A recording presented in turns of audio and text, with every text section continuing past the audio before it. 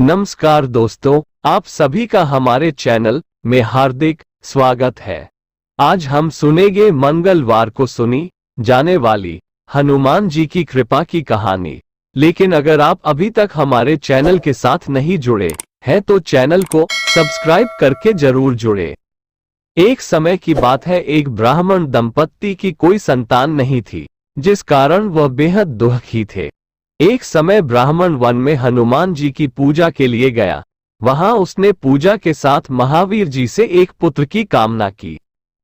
घर पर उसकी स्त्री भी पुत्र की प्राप्ति के लिए मंगलवार का व्रत करती थी। वह मंगलवार के दिन व्रत के अंत में हनुमान जी को भोग लगाकर ही भोजन करती थी। एक बार व्रत के दिन ब्राह्मणी ना भोजन बना पाई और ना ही हनुमान जी को भोग लगा सकी।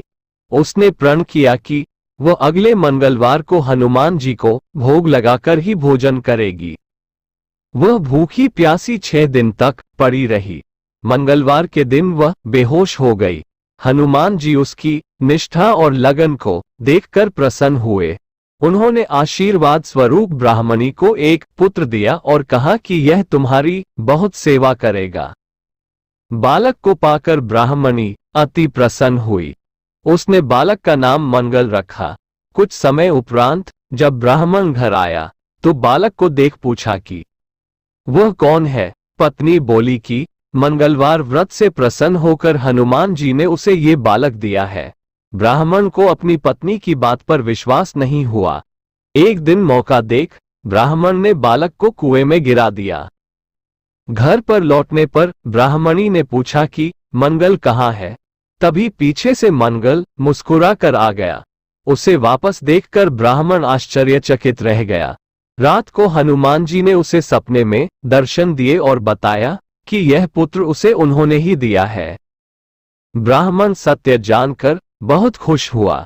इसके बाद ब्राह्मण दंपत्ति प्रत्येक मंगलवार को व्रत रखने लगे।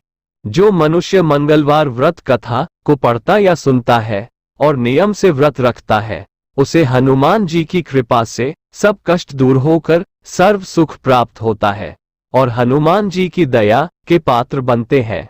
श्री हनुमंत लाल की पूजा आराधना में हनुमान चालीसा, बजरंग बाण और संकट मोचन अष्टक का पाठ बहुत ही प्रमुख माने जाते हैं। जय हनुमान।